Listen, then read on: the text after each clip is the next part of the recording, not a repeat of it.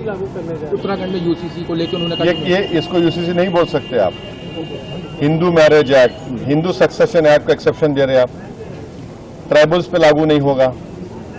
कहाँ का uniform civil code है ये? आप सिर्फ मुसलमानों को उनके मजहबी तरीके से शादी या डिवोर्स या फिर जायदाद का बंटवारा उसको रोक रहे हैं।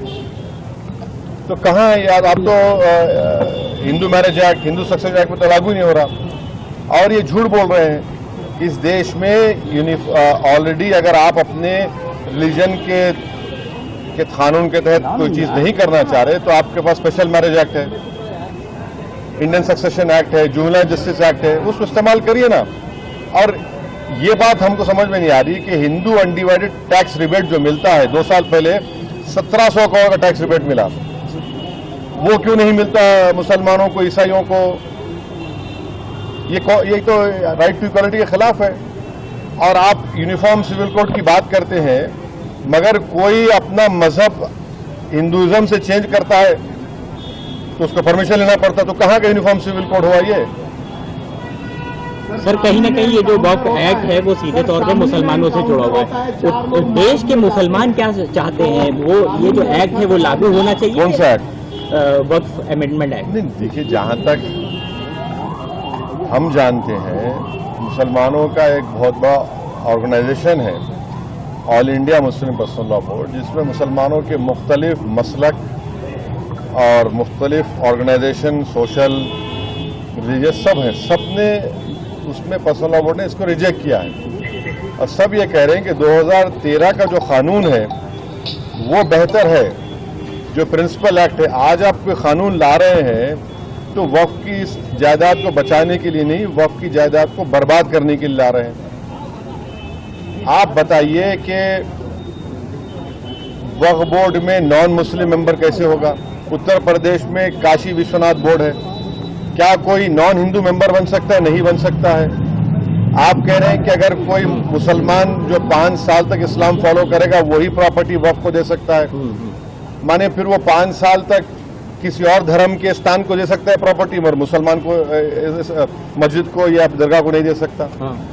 तीसरा, आप कह रहे हैं कि कलेक्टर को हम पावर देंगे। कलेक्टर कैसे पावर देगा? वो तो प्रिंसिपल्स ऑफ नेचुरल जस्टिस के खिलाफ है। कलेक्टर तो गवर्नमेंट का अपॉइंटी होता है। हाँ। चौथा, आप कह रहे हैं कि वक्फ बाय यूजर खत्म कर देंगे। वक्फ बाय यूजर तो अगर खत्म होगा तो फिर उत्तर प्रदेश में 95% वक्फ प्रॉपर्टीज वक्फ बाय यूजर, उसका क्या होगा? तो सर ये सुन तो लीजिए। फिर आप कह रहे हैं कि कोई भी जाकर कलेक्टर को कंप्लेन कर दे कि भाई ये फुला मस्जिद नहीं है, तो कलेक्टर जैसा उसमें इंक्वायरी ऑर्डर करेंगे, जब तक इंक्वायरी कंप्लीट नहीं होती वो मस्जिद नहीं रहेगी। उस बिल में प्रोविजन है, लिमिटेशन एक्ट हिंदू धर्म के ऊपर अप्लाई नहीं होता, ना सिख के धर्म, ना ईसाइयों पर होता है। आप सिर्फ मुस्लिम जायदादों पर लिमिटेशन एक्ट अप्लाई कर रहे हैं। तो ये वक्फ प्रॉपर्टीज को बचाने के लिए कहाँ लाया जा रहा है, बताइए हमको। ये तो अच्छा 7% वक्फ फंड देना पड़ता है, उसको 5% कर दिया आप। तो ऑल इन ऑल ये वक्फ को बर्बाद करने के लिए, वक्फ की जायदादों को लूटने के लिए इस तरह का मोदी सरकार कानून लाने की कोशिश कर रही है। सर इतनी सब बातों के बाद भी अगर ये एक्ट आ जाता है तो उसके बाद आप लोग क्या करने वाले हैं? देखिए आगे क्या होता है, आगे क्या होता है। CAA का प्रोटेस्ट हुआ था। हाँ। प्रोटेस्ट होगा, बराबर होगा, एहतजाज होगा, क्यों नहीं होगा? सड़कों पर होगा। देखिए काउंटर होता है और कानून व्यवस्था की बात करने वाली सरकार में 4 लोग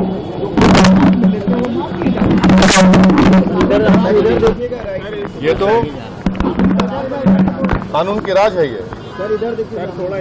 देखिए जो रूल ऑफ लॉ की बात संविधान करता है, रूल बाय गन का मामला है। ये कोर्ट किस लिए है, पब्लिक प्रोसिक्यूटर किस लिए है, BNS किस लिए है?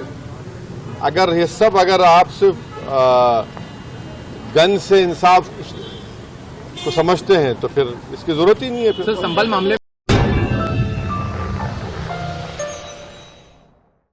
Germanton super speciality hospital, national award winner doctor Mir Jawad Jar Khan, German trained senior orthopaedic surgeon and director, माहिर डॉक्टर्स डॉक्टर वासिफ आजम और doctor Bharavi Chanduri, senior cardiologist और दीगर डॉक्टर्स नुमाया खिदमत अंजाम दे रहे हैं। Robotic surgery, advance cath lab, MRI, operation theatre, ICU, 2D ultrasound जैसी सहूलियात से आरास्ता कॉर्पोरेट लेवल हॉस्पिटल। वाजबी फीस में हर मर्ज से शिफायाबी के लिए German 10 super speciality hospital, Attapur.